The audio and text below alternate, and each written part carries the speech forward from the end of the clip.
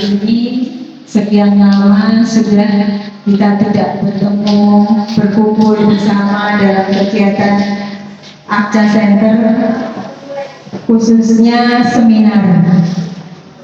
Pada hari ini, alhamdulillah kita bisa karena pembicara harus kembali nanti ke rumah sakit sama-sama. Jadi kita on time. Mudah-mudahan apa yang diberikan materinya bisa jadi berkat, memberikan informasi yang cukup untuk Bapak Ibu. Dari sekian lama ACA berdiri sampai ada hari ini, saya berusaha memberikan informasi tidak hanya mengenai materi pembelajaran, tapi seiring waktu dari pengalaman-pengalaman yang kita punya, secara jasmani anak-anak kita bertumbuh, tetap dibutuhkan apa yang namanya dalam tanda kutip seks. Ya, baik itu dibutuhkan atau tidak, baik itu mengerti atau tidak, tapi mau tidak mau sebagai orang tua harus ada bekal. Kalau anak-anak kita yang ABK mengerti dan masih bisa dihandle, nggak apa-apa ya. Tapi yang tidak mengerti dan tidak bisa dihandle ini bagaimana caranya? Ini yang orang tua harus berpikir. Kemudian bukan hanya masalah itu, yang saya mau bagikan juga informasi yang dulu mungkin ACA seringkali itu sudah lama ya, dulu waktu Bu Handoyo masih ada, mungkin beberapa ibu masih tahu Bu Handoyo dan Pak Handoyo masih sering aktif. Kita kerjasama dengan Dokter Stomo, ada dokter jiwa anak, dokter Sasanti, dokter Lestari yang bisa memberikan konsultasi dan obat-obatan untuk membantu. Nah, untuk saat ini terus terang memang ada beberapa dokter jiwa anak di sana yang di luar, yang mungkin beberapa orang tua juga sudah ke sana. Saya tidak tahu, ada beberapa yang konsumsi obat, ada juga yang tidak. Tapi yang mau saya bagikan informasi aja sekilas, tidak lama-lama. Mungkin ada orang tua yang mau mengkonsultasikan anaknya, nanti bisa WA ke saya, WA kantor. Saya kasih informasi, ada dokter jiwa atau psikiater, dokter jiwa ya. Rasanya kok kesannya kakak saya, dokter Andi akan memberikan konsultasi, tapi tidak bisa face to face, jadi video.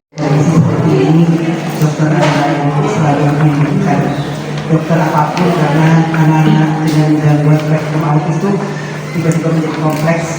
Saya adalah ibu dari satu orang anak dengan gangguan autisme. Sekarang anak saya umur 24 tahun dan alhamdulillah baik-baik saja dan masih di ACA Kepentingan. Saya setuju kalau ada dokter Andi yang ingin membantu kita, bukan masalah siapa dari mana beliau, tapi pengalamannya mendampingi adiknya Agil, rasanya itu cukup sebagai ilmu hitam kalau orang Jawa. Jadi itu menjadi riset. Kenapa tiba-tiba saya atau Yuli menjadi paham dalam tanda kutip, karena riset Pak. Jadi anak begini dibeginikan, anak begini dibeginikan, jadi banyak perdebatan. Dan sampai dengan saat ini saya masih setia sama ACA. Tepuk tangan dulu ACA. Saya belum menemukan kata terapi sehebat ACA Sentral Autisme apapun bentuknya, karena ada behavior analisis dengan teorinya yang ABC. ABC itu ada sebab, ada antecedent, kemudian sebab itu timbul behavior, timbul perilaku, perilakunya terjadi seperti apa, ACA punya konsekuensi. Jadi ABC dulu ya, konsekuensinya dari ACA. Ada mau guling-guling ini mau diapain ya, ternyata makan, oh lapar, hilang dong lapar. Jadi tantrum itu bahasa. Kalau kita bahasanya aku mau makan, tapi kalau anak autis itu guling-guling, jambak-jambak, bukan semua pecah gitu. Kita bingung di pro makin kesel, tapi dia juga manipulatif. Jadi kalau ada orang yang lupa, jadi kayak kita yang salah. Jadi itulah anak kita. Kemarin saya ketemu ada Mas Bima udah pinter, dia kayak Agil selalu tanya, please lihat aku udah autis kan? Oh iya. Bahkan waktu saya temui dia bilang, ayo kita jalan-jalan cari buku. Ngapain Mas Bima karena aku mau jalan di sini gitu kan? Karena aku nggak autis lagi gitu kan. Tapi saat salam dia diem aja ditegur sama tradisinya. Kok nggak salam gitu kan? Aku udah salam kok, nggak denger ya. Mungkin kurang keras, padahal enggak. Jadi memang manipulasi itu ketika mereka sudah tambah pintar, mereka ngerjain kita. Jadi supaya kita sadarnya sama. Nah, Dokter Ali itu hadir untuk memberikan kita konsultasi, untuk meredam apa yang berlebih dan menambah apa yang kurang. Itu aja kok rumusnya. Rasanya kita sudah pada komunitas yang tepat, tapi yang jelas jangan sampai kita menjadi malu untuk bertanya, karena semakin banyak kita tanyakan, semakin banyak jawabannya, kita semakin memahami. Karena kunci dari anak yang luar biasa adalah acceptance. Kita menerima mereka apa adanya. Accept ya, anak saya autis, spektrumnya seperti ini, gangguannya seperti ini. Penegakan diagnosa itu pasti susah, tapi kalau muncul perilaku ya harus diantisipasi. Mudah-mudahan sukses bersama anak-anak kita, karena begitu dia jebol itu rasanya udah jebol ya, itu kan. Jadi quality control. Jadi kalau kita lagi bikin Magosari, bagian ini kodoknya Pak supaya rapi, ya kan luar biasa anak-anak ini. Kalau bikin gelang runcing warnanya sama, itu juga kita manfaatkan sesuai dengan potensi terbaiknya. Sering-sering ketemu, ya karena itu kunci. Anak saya dan anak itu berbeda, tapi kalau kita ketemu apa yang menjadi titik dari maksimum bakat yang terpendam. Bakat itu sifat sebenarnya. Jadi yang kita improve bukan skillnya, tapi sifat-sifat dia yang produktif. Maturun hari ini sudah hadir, karena kehadiran ini bukti bahwa ibu sangat menghargai aset. Karena anak-anak ini aset. Kalau di dunia belum terasa, di akhirat. Jadi ibu punya aset di akhirat yang bisa membawa kita sama-sama ke surga. Matur nuwun. Assalamualaikum warahmatullahi wabarakatuh. Tetap semangat Bu, karena punya semangat galaknya. Assalamualaikum warahmatullahi wabarakatuh.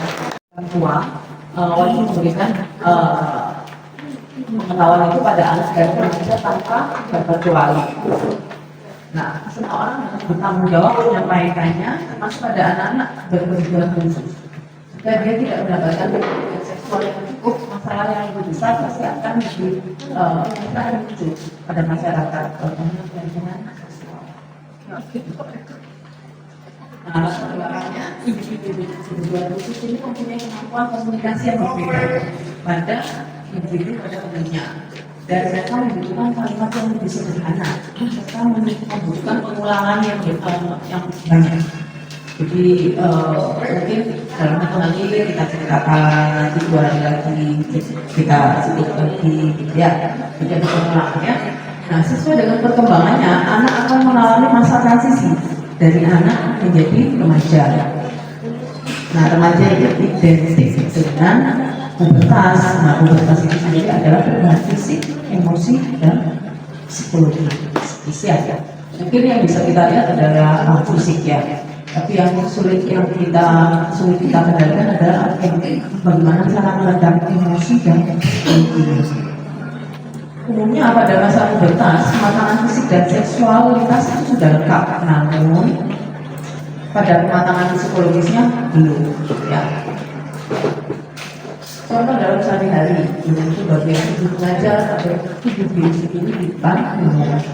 Terus mengajukan sekitar seksualitas, tidak malu keluar dari kamar mandi tanpa berbusana, dan mencium lawan jenis di depan. Yang selanjutnya, orang tua juga memiliki pemahaman terbatas tentang pendidikan seksualitas sehingga menghindari pembicaraan mengenai seksualitas.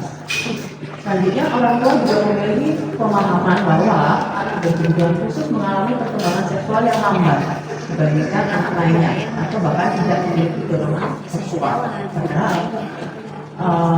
anak ABK itu juga seperti remaja pada umumnya, gitu ya. Dia juga mengalami pubertas dan mengalami perubahan pada perkembangan seksual. Nah, peranan orang tua ini dia merupakan pemeran utama yang menjaga dan mengajarkan serta memberi bimbingan kepada anak agar mereka memahami organ ini yang mereka miliki dan mempunyai bekal tentang pendidikan seksual secara hukum. Nah, ya, pendidikan seksual pada anak itu dimulai sejak dini dan dia sudah mengenal. Ya, dari hal-hal simpel misalnya, ini loh, kita ngomongnya sejak ngomong ini dulu, ini cicit jangan. Memang kita harus juga ini tenis, ya. Ini hanya ini tempatnya untuk kencing. Ya simpel aja dulu, jangan yang langsung ke yang oke pakai. Nah, ini sebatas kita masuk pembahasan tentang batasnya. Batas itu fase pertumbuhan di mana anak mengalami kematangan reproduksi fisik dan psikologis. Nah, itu bahan normal yang dialami remaja. Namun anggapan normal ini membuat orang tua kurang memperhatikan fase itu. Sebenarnya nanti juga akan melewati fase-fase ini, karena jadi akhirnya mereka akan mencari tahu atau tahu malah dari media sosial dan teman-temannya yang banyak dan tanda kutip sesat, gitu ya. Nah, pubertas laki-laki dan perempuan itu berbeda. Biasanya perempuan itu lebih dahulu dibandingkan laki-laki. Makanya kenapa perempuan itu lebih kelihatan matang dahulu dibandingkan laki-laki, ya. Nah, karena perempuan itu biasanya pubertasnya rata-rata sekitar 10-14 tahun, sedangkan laki-laki 12 sampai 16 tahun. Nah, ini ciri fisik. Kita lihat yang kedua, mimpi basah dan menstruasi itu ciri fisik pada pubertas yang paling akhir. Jadi kalau dia sudah mimpi basah dan menstruasi itu berarti dia sudah mengalami pubertas yang sudah mengalami fase akhir dari pubertas. Karena yang pertama kali akan muncul itu adalah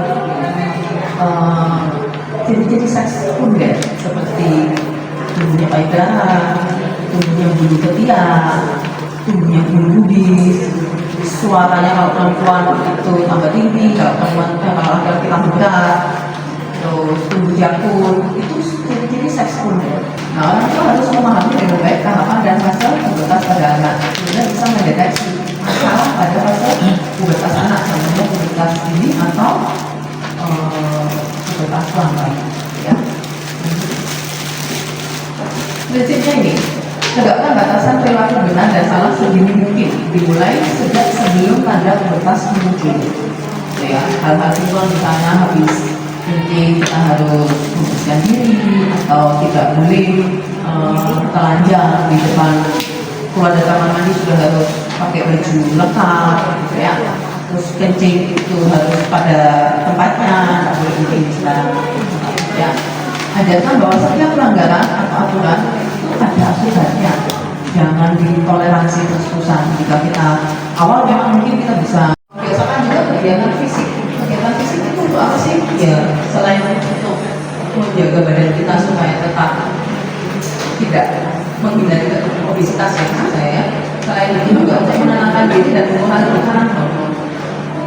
Jadi kalau untuk ringan diajak dia olahraga supaya dia capek tidur.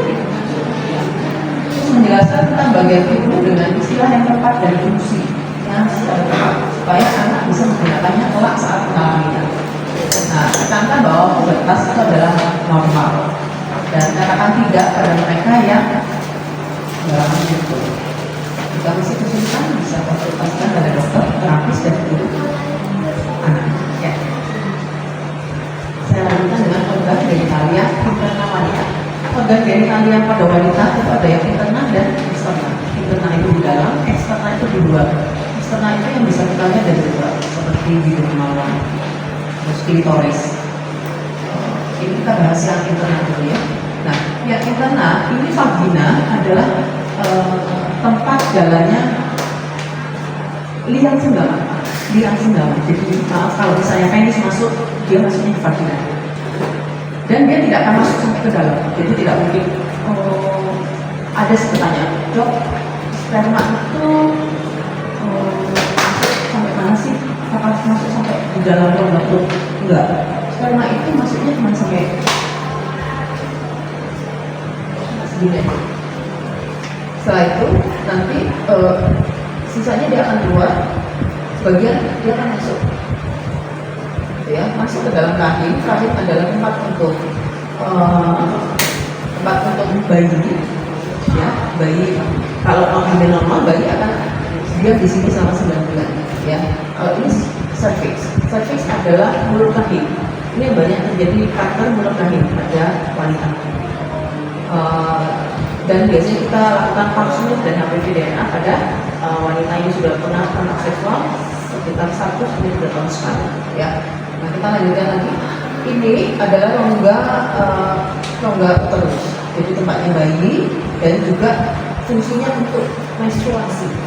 Jadi setiap bulan yang kita lihat saat menstruasi itu adalah lapisan endometrium, lapisan dari rahim uteri ini yang namanya endometrium, karena dia lapisannya ada 3, endometrium, myometrium, dan parametrium. Ya. Nah, lanjut ke saluran indung telur. Saluran indung telur ini saluran tempat untuk sperma melewati ini. Setelah itu nanti dia akan ketemu dengan sel ovum. Sel ovum itu keluar dari kandung, lalu adalah sel telur. Tiap bulan wanita akan mengeluarkan 1 sel ovum. Sel ovum yang akan nantinya dibuahi oleh sperma. Seperti ya ini ya. Ini ada dengan lubang kencing sama lubang vagina enggak beda. Jadi lubangnya ada 3, lubang kencing, lubang vagina, dan anus. Ada para pengantin juga datang ke saya dengan nggak tahu dia lubangnya di mana ya, iya benar, lubangnya di mana.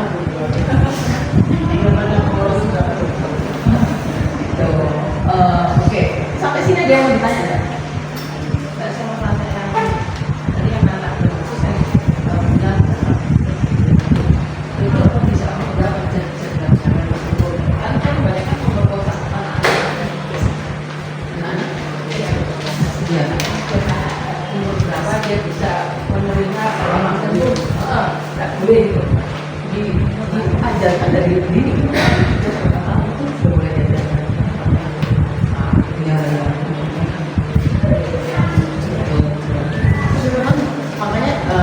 Dari awal kita tahu, dari awal kita ada gambarannya. Katakan tidak pada orang yang menyentuh selain misalnya orang tua atau dengan fase menstruasi. Fase menstruasi adalah ini lapisan endometrium yang tadi saya bilang ya. Jadi dari lurutnya ini, makanya endometriumnya tipis. Setelah itu saat masa subur ini fase ovulasi dan ovulasi. Ini dia mulai tebal, dan jika dia tidak dibuahi, biasanya kadang pada remaja gitu, mood mau tiduran terus, badannya sampai semua, kita karena itu, ya.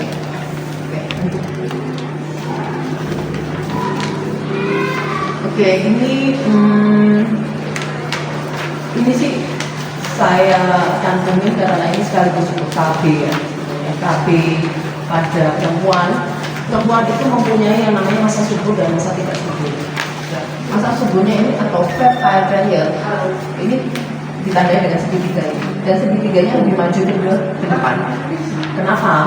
Karena pada saat itu jika kita berhubungan badan 5 hari sebelum masa ovulasi itu pecahnya sel telur itu yang masih subur. Jika dia misalnya misalnya ini kita sebutkan tanggal 14 ya, kita misalnya berhubungan tanggal 10, dia bisa hamil. Karena sperma itu bisa hidup di dalam sekitar 3-5 hari. Di dalam mana? Di dalam vagina yang tadi saya sebutkan. Nah, kalau dia sudah ovulasi, ovum itu bekerja sampai hidup sampai 2 kali 24 jam. Jadi 48 jam. Jadi dia muncul. Nah, jika kita berhubungan badan dan itu 2 hari setelah ovulasi dia bisa hamil. Gitu ya. Saya itu nanti biasanya kalau misalnya pada ya masa subuhnya kurang lebih 1 hari kita harus puasa kalau tidak mau punya anak. Terus biasanya pada wanita yang siklusnya teratur bisa dipakai metode ini. Jadi metode kalender ya. Jadi kita tahu kurang lebih misalnya saya haid setiap tanggal 1, oke, tambahin aja kurang lebih dari ke-10 sampai ke-4 vesikulasi finalis gitu ya. Terus di dalam uretra, di dalam penis ini juga ada uretra. Nah, sperma itu pertama kali diproduksi di testis. Sperma yang masih muda, setelah itu dia akan disimpan di epididymis, disalurkan ke sini, vesikulasi finalis. Nah, di vesikulasi finalis itu sudah sperma matang-matang, dia akan saat kita ejakulasi, dia akan dikeluarkan lewat uretra. Uretra ini juga tempat kencing. Jadi pada laki-laki tempat kencing dan tempat keluar sperma jadi satu. Kalau perempuan tempat kencingnya beda sama juga gitu ya. Nah, di penis ini isinya bukan tulang. Banyak yang mengira bahwa dok, penis itu bisa meras, isinya tulang. Enggak, isinya itu jaringan spongiosum. Jadi dia banyak sekali pembuluh darahnya. Saat dia horny, dia akan melebar, vasodilatasi, pembuluh darahnya melebar dan akan meras. Ya. Nah, kita bahas tentang menstruasi ya. Karena pada remaja kemudian khusus menstruasi mungkin bagi kita normal-normal aja, tapi bagi mereka berat sekali karena harus didahului dengan mood swing, terus ada rasa nyeri, sakit kepala, itu pas sekali pada menstruasi. Jadi menas itu adalah pertama kalinya dia keluar haid. Nah, menstruasi itu apa sih? Menstruasi adalah proses yang dialami semua perempuan menjadi dewasa, ditandai dengan keluarnya darah. Ini artinya alat reproduksi wanita mulai aktif hingga nantinya bisa siap jadi ibu. Siklus menstruasi biasanya terjadi 3-7 hari dan berulang saja 21-30 hari. Rata-rata sih 28 hari, tapi bisa berbeda tiap orang. Nah, wajar jika pertama-tama dia akan malu, tidak nyaman juga. Terus kita harus tekankan bahwa proses menstruasi itu adalah proses yang normal.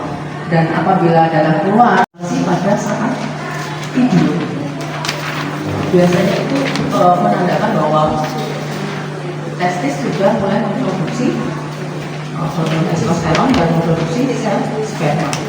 Ya. Jadi saat remaja mengalami ini kita harus ajarkan bahwa ini adalah normal dan itu bukan salah siapa-siapa gitu ya. Terus juga kita ajarkan gimana cara membersihkan. Kalau sudah ada cairan, kita harus bersihkan. Setelah itu ganti celana dalam, ganti spraynya, gitu kan? Ganti kain-kain yang terkenal intinya, serta mencuci celana dalam atau celana yang terkena. Ya. Nah, ini hormon-hormon pada perempuan ya. Pada perempuan adalah hormon estrogen dan progesteron. Sedangkan laki-laki itu testosteron. Nah, fungsinya adalah mengoptimalkan perubahan fisik pada masa pubertas seperti payudara, ketiak, itu semua fungsinya dari estrogen dan progesteron untuk menyiapkan seks muda, mengatur siklus haid, membantu proses menyusui dan membantu proses kehamilannya. Nah, fungsi yang lain adalah menjaga kesehatan jantung, untuk menjaga kekuatan tulang. Jadi kalau misalnya kita sudah menopause, biasanya osteoporosis itu karena kita kurang estrogennya. Jadi itu untuk osteoporosis. Nah, jika terganggu, itu bisa terjadi gangguan tidur, depresi, kelelahan, dan mood swing. Progesteron juga sama, dia juga membantu estrogen untuk perkembangan jadi seks sekunder, ya, dan memperbaiki pola tidur. Nah, jika terganggu juga sama, mengganggu siklus haid, sering keguguran, gangguan kesuburan, mood swing, dan gangguan tidur. Data ini testosteron hormon laki-laki, sama aja gunanya untuk pertumbuhan dan pengembangan seks sekunder, perkembangan otot dan kekuatan tulang, serta produksi seks sperma. Jika berlebih, maka dia akan menyebabkan perilaku agresif, perubahan suasana hati dan mudah marah. Jika kurang, depresi, kecemasan, dan macam-macam. Nah, ini yang gambar-gambar yang tadi saya bilang itu harus dan dokter, tapi di dokter itu juga harus didampingi dengan orang tua. Terus katakan tidak pada orang lain yang menyentuh bagian pribadi, menyuruh buka baju di depannya, menyuruh atau menunjukkan bagian pribadi, atau menunjukkan film melanggar bagi sekali yang terjadi. Artinya ya, karena penggunaan media sosial. Nah, ini kita lanjut ke keluarga berencana. Keluarga berencana itu adalah alat untuk mencegah kehamilan. Tujuannya menghambat pertemuan sel sperma dan sel telur, menghambat pematangan sel telur, dan mencegah penularan PMS, penyakit menular seksual. Nah, ini bisa dibagi dua, non-operatif atau hormonal dan operatif. Non-operatif itu bisa hormonal, bisa yang alat. Ini contohnya. Nah, yang penghalang barier itu kondom atau diafragma pada perempuan ini jarang ya di pasangan jadi. Terus yang alami kalender sama koitus interruptus. Koitus interruptus itu maksudnya cabut di luar. Terus hormonal jangka panjang itu spiral itu ada yang isi hormon, ada yang enggak, dan implan atau susuk yang ditampilkan. Terus yang hormonal itu bisa suntik, pil, koyo, dan implan itu juga termasuk hormonal ya. Nah, yang permanen itu steril dan steril laki-laki dan steril perempuan. Nah, ada juga yang namanya postcoital pil. Jadi pil yang diberikan kepada kita, khususnya pada orang korban pelecehan seksual, pemerkosaan. Jadi itu diberikan 72 jam. Dalam 72 jam itu kita berikan supaya menghindari kehamilan.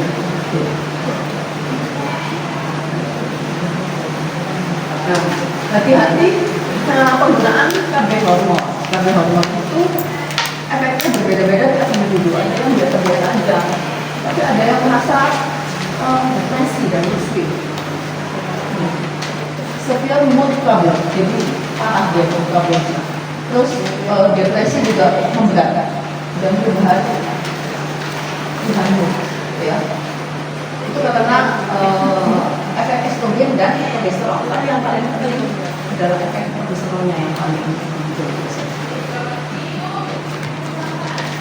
Nah, ini yang terakhir, penting untuk orang tua. Jadi penting untuk membayangkan usia anak saat kita usia 60 tahunan, maunya kita gimana sih? Maunya itu kita terus-terusan ngomong atau dia sudah mandiri. Nggak mungkin dong badan kita akan kuat terus-terusan, gitu kan? Jadi sejak awal kita sudah harus ajarkan itu. Paling nggak untuk toilet training, untuk menjaga kebersihan diri, dan menjaga kebersihan lingkungan. Terus persiapkan lingkungan di mana anak akan tinggal saat sudah dewasa. Biasakan ia mengurus lingkungan sendiri dan terima keadaan apa adanya, tapi selalu analisa keadaannya. Misalnya, kok nggak bisa sih diajarin cari apa sih yang menyebabkan dia tuh nggak bisa menjaga kebersihan misalnya, atau dia trauma ngeliat darah, gitu nggak suka ngeliat darah misalnya pada saat menstruasi dibuang sembarangan, atau malah dibiarkan aja celananya dibuang di baknya tanpa dicuci. Kadang ada mereka yang jijik melihat darah. Ya. Kemudian ada pertanyaan. Juga itu biologis itu tetap ada. Nah itu yang bahaya begitu. Saya lihat teman saya itu suster itu jeblangung. Jadi itu kan ngeri juga. Jadi ya, jadi dia harus memandikan gitu. Itu bagaimana? Itu saya itu jadi begitu. Kalau saya sih menurut saya sih lebih baik laki-laki. Karena biasanya sekarang sih juga saya melihat di media sosial juga kadang juga perawatnya pengasuhnya juga dalam tanda kutip dia juga memanfaatkan dia itu yang gitu. Jadi menurut saya sih tetap kita awasi gitu aja sih. Kadang orang tua ini kan sibuk, serahkan gitu. Ada terjadi itu kan nggak tahu kan kasihan juga. Tetap kita awasi lah, nggak bisa kita pastikan 100% ya. Tapi tetap kalau saya sih sama jenis kelamin.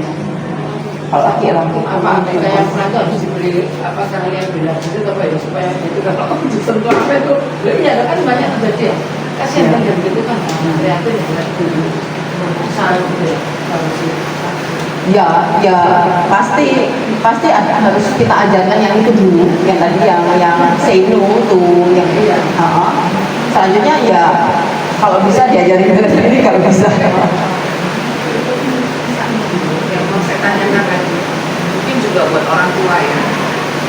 Kalau anak ABK yang sudah mulai masuk puberti, kalau yang perempuan sudah mulai menstruasi, apakah dengan penggunaan KB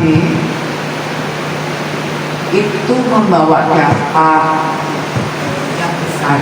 Maksud saya, kalau dikonsumsi misalnya pil atau penggunaan koyo dan lain sebagainya untuk yang ABK dewasa, ABK yang mulai dipakaikan KB dalam jangka waktu panjang itu efeknya seperti apa?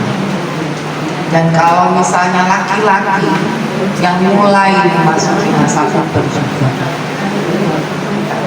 kalau di penggunaan KB itu kira-kira yang aman itu seperti apa? Kalau perempuan tadi kita bicara tentang hormonal ya, hormonal itu sampai sekarang aman, cuman ada efek sampingnya. Efek sampingnya ya tadi mood swing itu juga nggak nyaman, payudara menetas, dan yang paling penting gemuk kalau terlalu lama dikonsumsi. Tapi kalau untuk kanker payudara, kanker ovarium dia akan melindungi gitu. Jadi yang perlu kita perhatikan yaitu efek-efek sampingnya seperti itu baru sebagian kecil gemuk. Sama lah kayak kita kalau kita pakai KB. Kayak apa sih? Gemuk. Yang paling pertama kan gemuk. Terus mau olahraga seberapa pun ya juga sulit menurunkan karena hormonnya itu membuat retensi cairan. Jadi cairannya tidak dikeluarkan lewat kencing, ditahan, dikip ya gitu. Terus ada yang rontok, ada yang jerawatan. Tapi kalau untuk secara overall sebenarnya tidak ada masalah. Cuman ya itu balik individu masing-masing. Karena saya baca beberapa jurnal itu menyebabkan depresi. Setelah dia dilepas pil KB-nya, dia merasa lebih tenang. Kalau misalnya kita ngomong jeleknya aja, seandainya orang tua tidak bisa menjaga terus pada kondisi anak ABK, kira-kira yang paling aman untuk memberikan paling aman ya, kalau menurut saya apakah steril itu kontrasepsi yang paling aman yang diberikan, meskipun dalam tanda kutip kan untuk anak ABK pun tidak bisa menikah. Kalau misal diberikan kontrasepsi steril, kira-kira pada usia berapa? Balik lagi, kalau kontrasepsi steril itu sebenarnya tidak menyelesaikan masalah. Dia hanya menyelesaikan masalah untuk menghindari kehamilannya. Ya, masalah yang lain. Iya. Nah, tapi untuk menjaga diri dan lain-lain enggak. Karena tetap saja kalau dia terkena pelecehan seksual, efeknya tetap karambolnya karena dia korban dia bisa jadi pelaku. Iya. Terus karena dia korban dia bisa mengekspresikan perbuatan asusila Iya. melalui jumlah tak terbatas ya. Iya. Jadi memang yang penting adalah kita harus tekankan gimana sih cara menjaga diri kamu, menjaga diri yang positif. Terus jalan terakhir. iya, jalan terakhir kalau kontrasepsi mantap atau operatif itu ya hanya menjaga kehamilan aja, tapi yang simpel aja mencegah penularan penyakit seksual nggak bisa, tetap dia akan kena. Padahal itu juga bikin stres pada mereka gitu. Belum lagi apa saya salah ya, jadi menurut saya kan dulu pernah kepikir bahwa kanker serviks itu kan dulu kanker itu kan karena punya genetis kanker, nah, ternyata human papillomavirus itu penyebab kanker serviks. Jadi itu kan juga seksual bebas itu kan perlu dicegah karena ada ancaman juga gitu.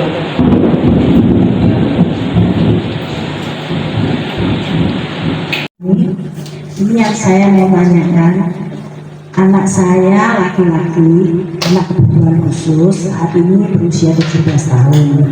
Dan memang dia di levelnya tidak parah, karena dia sudah bisa mandiri, dia ngomongnya juga bisa, cuma untuk memberi pengertian yang dalam, ini memang kurang bisa nangkep. Nah, kalau yang tadi diterangkan untuk dia mulai biologisnya itu yang lalu-lalu itu memang saya melihat ya dia juga memegang burung itu, terus kalau saya ingatkan besok kok pegang burung itu dia langsung kaget, jadi dia langsung kamar mandi kayak menghindar. Nah, dan anak ini juga dia punya satu pikiran juga dari dirinya. Jadi dia kadang yang seperti itu dia keloteng. Nah, kadang-kadang kita mengira ya mungkin dia main atau dia nonton TV, tapi kadang-kadang saya ikuti, oh ternyata dia main burungnya. Nah, terus itu kan setelah melewati dia umur 17 tahun itu saya lihat jarang udah dilakukan. Dia itu megang burungnya. Terus saya lihat lagi apa ya yang dia tonton. Saya kira kan dia film kartun ya.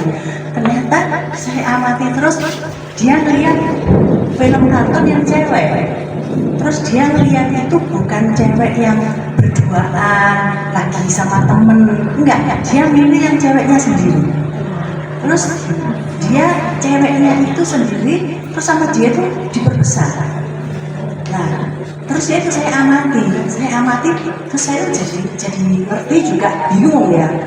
Oh, ya ternyata anak kebutuhan khusus ini sama dengan pemikiran orang dewasa. Saya tidak nyambung sampai ke sana gitu loh. Terus saya tuh ya ini bertanya-tanya, gimana ya saya untuk menjelaskan, untuk menerangkan kepada anak saya, untuk dengan pemahaman yang dia punya ini loh, yang cuma sedikit, tapi saya bisa menjelaskan dengan kata-kata yang bagaimana. Yaitu yang saya ingin tanyakan.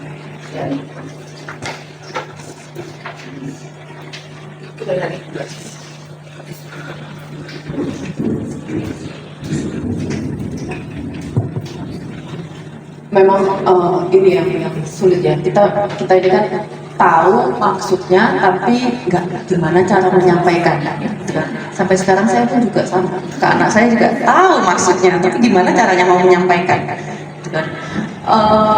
Ya mungkin kita awali dengan hal-hal simple dulu ya, misalnya ini loh, kalau akibat kita terlalu sering mengeluarkan sperma, terus ini loh sperma itu nantinya itu bisa, kalau kita salahkan bisa berujung kehamilan gitu kan. Itu yang mesti kita ceritakan gitu. Setelah itu ambil ya mungkin dari YouTube itu banyak sekali proses gimana sih punya anak itu gimana, misalnya dari hubungan seksual, terus terjadi pertemuan sperma kayak gitu, itu yang disampaikan aja. Jadi dia ada bayangan, kenapa sih kok aku nggak dibolehin begini gitu aja. Sama kenapa sih aku nggak dibolehin melakukan itu terus, maksudnya melakukan ejakulasi gitu kan di depan umum misalnya, atau ini sih benar ya, dia di kamar ya, dia di kamar itu sudah benar sih daripada dia di tempat umum gitu kan. Mungkin ada yang bisa Ya, mungkin saya tambahkan sedikit gitu ya. Jadi intinya untuk anak ABK itu dia harus ditemani dan dia harus diberikan aktivitas atau berupa video yang wawasannya tidak terlalu seperti biasa. Dan yang paling penting sebenarnya untuk anak-anak ABK sejak dini maupun sampai dewasa seperti adik saya, dia tidak bisa sendiri. Apapun perilaku yang dia miliki saat dia kecil maupun perubahan perilaku bertahap sampai dia remaja dewasa, tetap harus didampingi. Nah, penanganannya sekarang oleh terapis maupun orang tua, penanganannya pun akan bertahap dari yang kecil sampai dewasa. Cara penjelasannya pun juga akan berbeda dari yang kecil sampai dewasa. Karena jenis perilaku yang akan timbul juga akan berulang dan akan berubah seiring sama usia dan perkembangan. Nah, untuk anak-anak yang sudah mengalami seperti itu, terus didampingi, diberikan pendidikan, dan jangan kita marahin, jangan kita pukul, tapi dialihkan. Ayo sini sama mau yang atau cerita atau melakukan aktivitas apa yang simple yang dia sudah bisa, yang dia senang. Jadi jangan ditegur karena itu akan membawa dampak reward R minus. Jadi itu yang akan ulangi karena dari ekspresi kita yang lucu, ekspresi kita yang lucu atau suara yang ditentukan orang tua yang dan lucu buat mereka, itu yang akan jadi admin ya, dia akan diulang-ulang reward kita.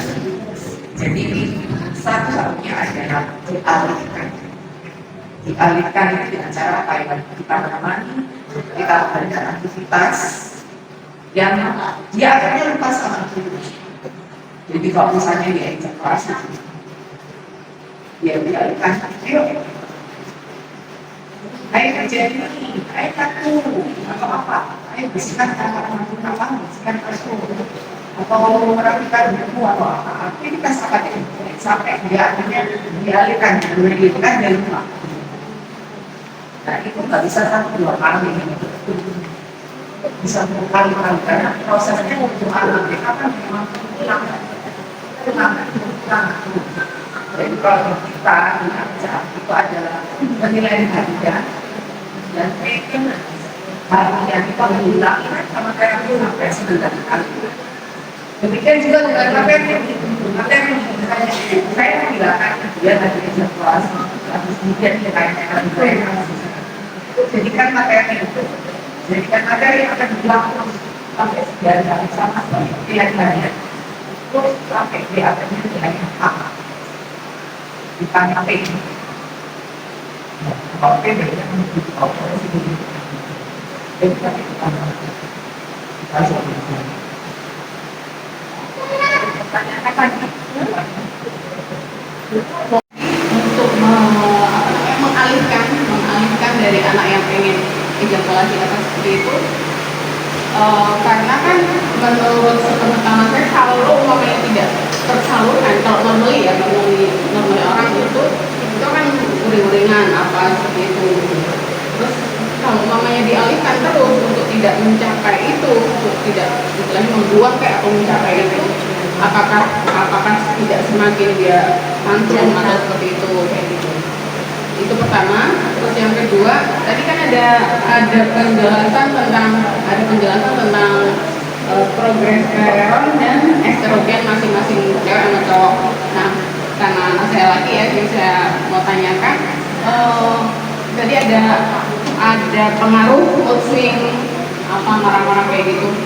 Istilahnya tidak sedang PMS gitu aja dia udah mood swingnya udah untuk anak ABK kan memang luar biasa. Nah ini apalagi untuk anak ABK jika dia akan PMS seperti itu seperti apa dan untuk menekan itu tuh apa namanya solusinya seperti apa? Oke.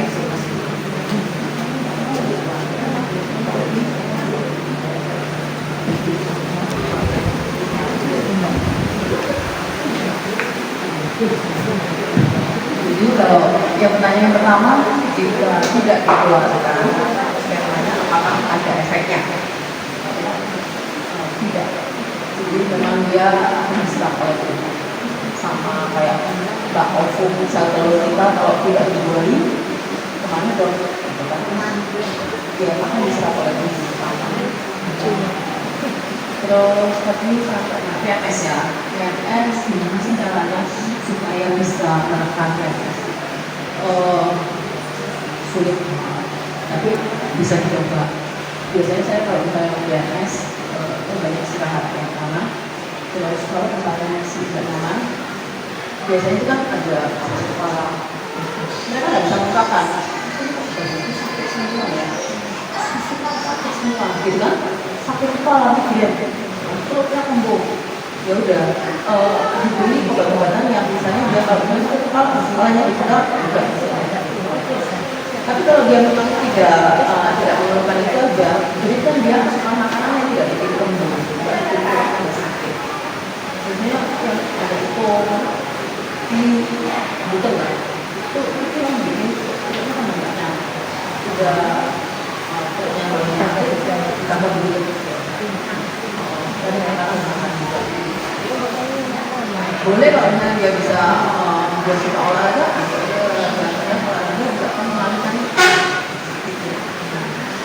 saat menstruasi kita bisa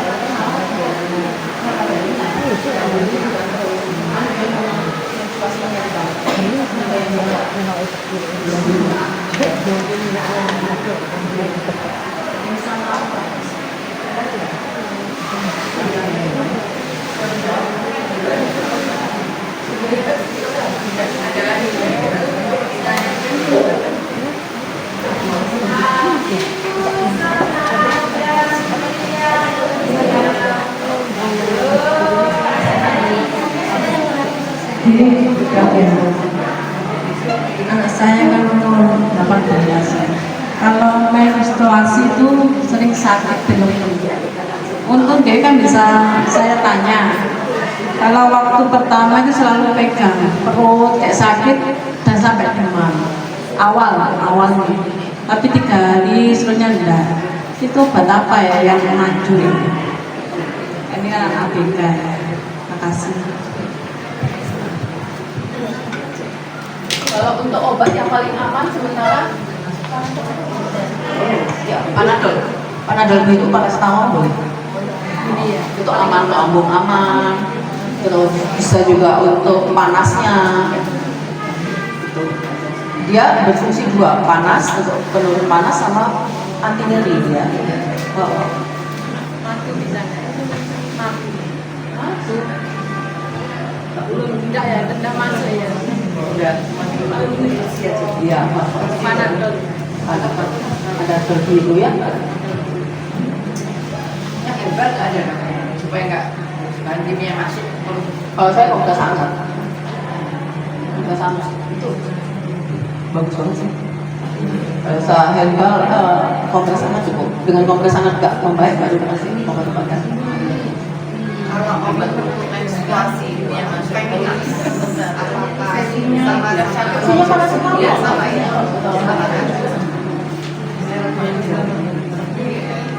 kalau penggunaan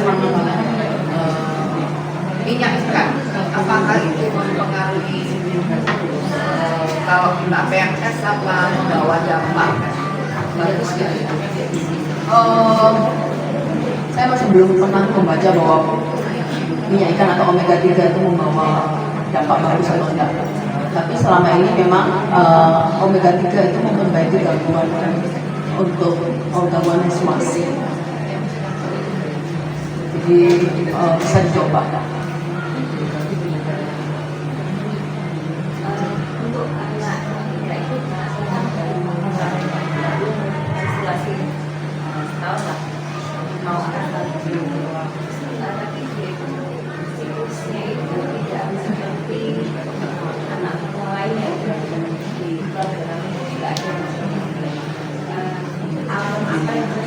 Ada gangguan atau memang oh ini sebenarnya normal aja, karena yang sempat mikirnya saya itu karena anak Andika mungkin dia nggak seperti anak yang lainnya gitu, apa benar atau salah gitu. Pada awal-awal menarche atau menstruasi itu wajar kalau dia itu jarang haidnya. Tapi kalau jarang haid masih kita bisa oke lah, masih nggak apa-apa. Tapi kalau haid terus-terusan malah nggak bagus, karena dia bisa aneh. Jadi kalau misalnya dia sudah haid lebih dari 2 minggu, wajib dibawa ke untuk diberikan pengulang haidnya. Tapi kalau misalnya kok haidnya 3 bulan sekali, 4 bulan sekali, nggak apa-apa. Tunggu sampai usia 18 tahun. Biasanya gitu. Karena poros dari otak ke ini telur masih belum matang, jadi butuh waktu proses. Cuma sancel gitu kan, sampai tidak haid sama sekali. Ada yang cuma 1 tahun 1 kali tok haidnya. Tapi nah akhirnya sudah tidak haid, sekalinya haid dia bulannya banget. 1 bulan bisa full haid.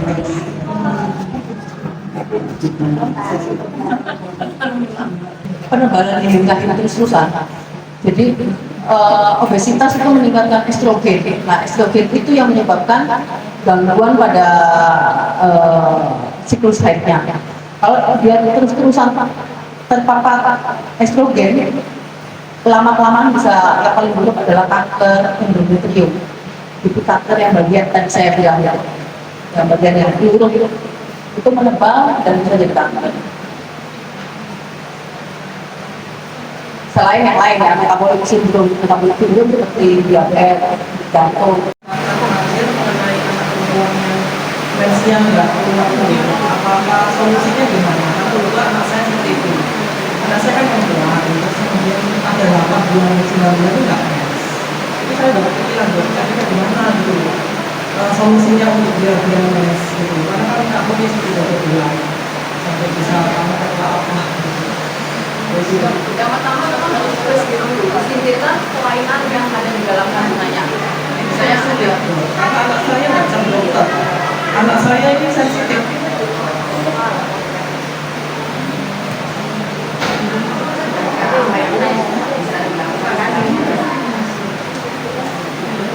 Kita biasanya singkirkan dulu itu ada kelainan kista atau enggak. Biasanya kista mengganggu siklus haid biasanya. Nah, kalau tidak ada, berarti kita bisa berikan obat hormon. Kalau kita saya kasih obat hormon aja yang aman sih. Banyak untuk dibuat haid aja kan. Tapi memang gemuk enggak? Iya. Nah, itu yang harus dibenerin dulu. Gak ada gunanya kita ngasih obat tiap bulan, tidak menyelesaikan masalah. Iya. Itu kan hanya kepuasannya kita aja. Oh iya, haid ya, gitu ya. Padahal kita konsumsi. Sama kayak orang menopause tapi tidak mau menopause. Jadi mereka menipu diri sendiri dengan minum pil kambing biasanya. Supaya dia kira oh aku haid loh. Padahal ya karena asupan pil kambing. Karena anak saya kan sulit dibawa dokter tuh sulit, bahkan nggak bisa.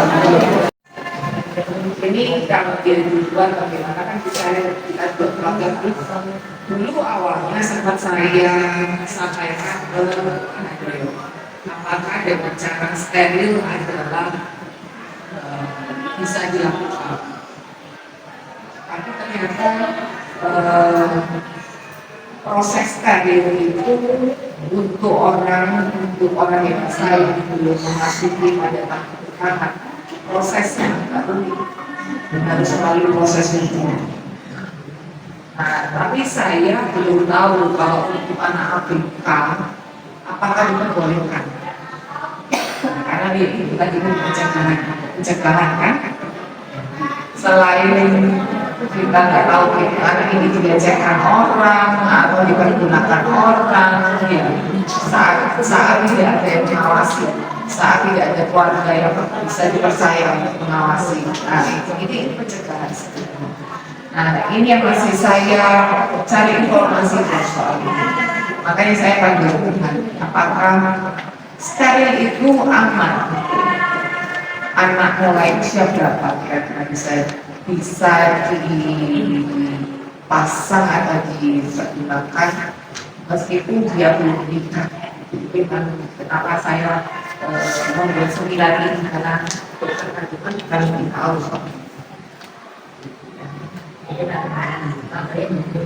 Kalau sekarang saya menangani steril itu benar-benar orang yang banyak anak. Perempuan saja. Jadi pada orang yang belum menikah itu kita tidak melakukan karena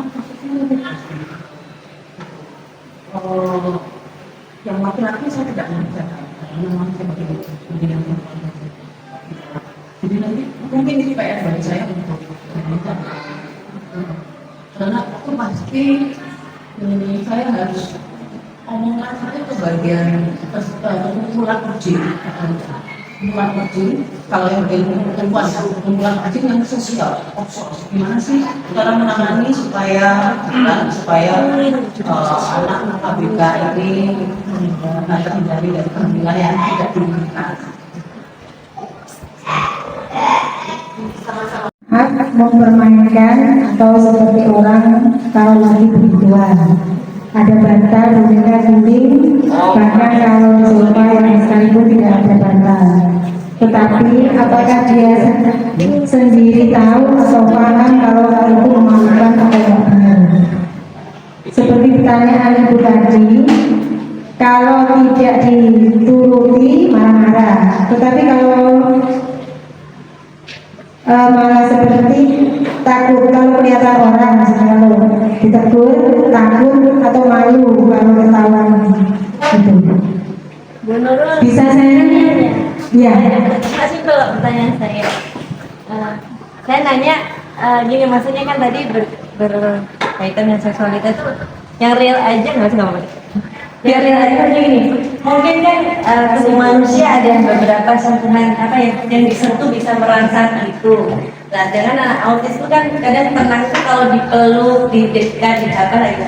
Nah, saya tuh menanyakan bagian-bagian mana yang sensitif, yang tidak apa yang jangan disentuh sama kita sebagai ibunya itu untuk merangsang itu aja. Jadi misalnya dada depan atau mana lehernya, kalau mana yang gitu kan kayak Mirsa itu tahu di depan itu nyiumin sini saya gitu kan, dan kadang-kadang jangan sampai apa ada yang artikel apa tulisannya jangan cium di depanmu gitu lah. Seperti apa dok? Jadi kissing yang baik yang menimbulkan lidah itu yang gimana, misalnya nyentuh, oh ya tenang-tenang, itu bagian yang mana yang harus kita sentuh gitu loh. Takutnya kan pas nyentuh ini malah dia ini kan pertanyaan saya baik. Terima kasih sekali lagi dok.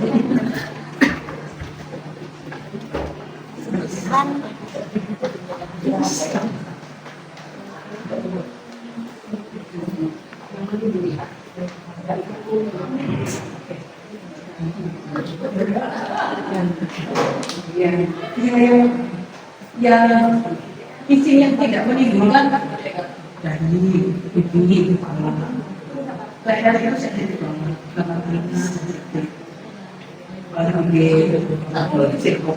ya itu yang bagian di sini ya. Kalau yang bagian badan di tangan ada tangan kan yang boleh tapi bagian ini saya tidak menunjukkan bagian tangan.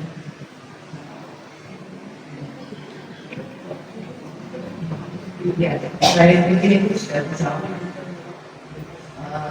Ada tadi pertanyaan yang soal, jadi sebenarnya yang sih suatu perilaku kembali kita di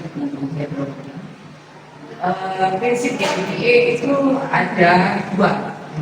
Saya kembali lagi seperti teori ini. Ada operant conditioning dan respondent conditioning. Operant conditioning itu ada A, B, C, antecedent, behavior, consequence. Jadi suatu perilaku timbul karena ada insiden. Nah, konsekuensinya apa nih? Itu yang selalu macam-macam konsekuensinya. Yang kedua adalah respondent conditioning. Respondent conditioning adalah perilaku kalau diberikan reward akan berlanjut. Tapi suatu perilaku yang kedua tanpa diberikan reward akan stop. Nah, dua prinsip ini yang sebenarnya bukan hanya untuk anak Afrika, untuk anak saya pun yang dalam tanda kutip tidak apa-apa, itu tetap saya praktekkan sejak kecil. Jadi kalau kamu ada perilaku yang muncul, pasti saya akan mencari antisidennya kenapa, penyebabnya kenapa. Jadi misalnya ya, dalam tanda kutip anak melakukan onani. Ini onani sebenarnya tidak hanya berlaku untuk anak Afrika, anak normal pun juga, ya. Bahkan orang dewasa pun juga, ya. Nah, harus dicari ini antisidennya. Apakah dia pernah melihat atau pernah merasakan atau memang karena dorongan dari dalam, macam-macam sekali. Itu antisiden. Nah, antisiden ini yang harus kita cegah. Apapun jenis perilakunya, antisiden ini yang harus kita lakukan supaya konsekuensi ini tidak muncul. Konsekuensi yang muncul itu bisa macam-macam. Kalau konsekuensinya itu positif, membawa dampak yang positif. Tapi kalau konsekuensinya membuat orang marah, mama marah terus, marah cubit terus, mama tutup pintu keras, konsekuensinya anak gulung-gulung atau anak lempar atau anak pukul, itu konsekuensi. Nah, ini ABC, antecedent behavior consequence, operasi. Ini yang harus jadi prinsip. Jadi suatu perilaku pasti ada antecedent. Yang kedua, respondent conditioning. Suatu perilaku kalau tidak diberikan imbalan, dia akan stop. Imbalan, reward itu bisa, makanya saya bilang reward itu bisa R plus RD. Manusia yang bisa dalam ruang lingkup kecil, buatkan menyenangkan hati orang tua. Kalau sudah menyenangkan keluarga di orang tua, otomatis akan terpancar juga. Saja, itu aja dari saya. Saya sangat berterima kasih buat siang ini karena ada kesempatan kita bisa berbincang-bincang, bertukar pikiran dengan kami, dengan Ibu. Mungkin ada sedikit. Terima kasih Ibu. Ibu-ibu saya cuma sebentar aja S2. Tapi saya ceritakan waktu dia kecil ya. Saya baru tahu setelah kecilnya kalau ada anak yang marah, ibu jangan marah. Biarkan saja kita istighfar. Jangan apa? Jangan. Dewasa istighfar. Terus apa yang sekeliling kita kayaknya berbahaya. Seperti singkat. Karena kalau marah itu dilempar Pak kalau itu. Karena dia merasa jenisnya itu nggak kayak lemon. Itu benar. Bisa itu dicoba. Jadi kalau sebenarnya ibu diam aja, istighfar dulu. Kalau bisa marah nggak usah apa-apa disingkirkan. Dia itu akan sendiri, akan baik sendiri. Nanti satu aja. Jangan marah sama dia, jangan melawan. Itu saja. Itu dia, itu paling manjur itu. Paling manjur. Jadi sabar, ikhlas. Itu yang penting.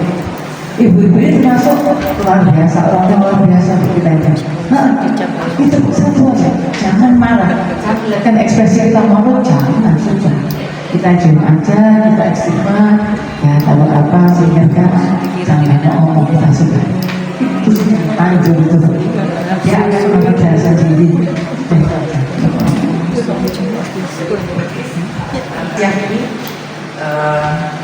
saya berterima kasih sekali lagi untuk kehadirannya Bapak Ibu sekalian buat bincang-bincang, bukan seminar ya, kalau saya bilang bincang-bincang lebih rileks. Dan terima kasih buat hadirannya. Terima kasih semuanya. Kita bisa beraktivitas kembali dan kembali pada saat-saatnya. Bu, Ya, diadain kayak gini berapa berskala lah biar maksudnya orang tua seperti kami ini kan kayak tahu begini ilmu jadi lebih pede lagi, lebih nyaman lagi gitu. Habis COVID itu Iya, agak shock dikit, agak traumatis dikit. Kita akan terapi membenahi sedikit demi sedikit. Ya, sama-sama kerjasama. Selamat siang semua. Terima kasih banyak.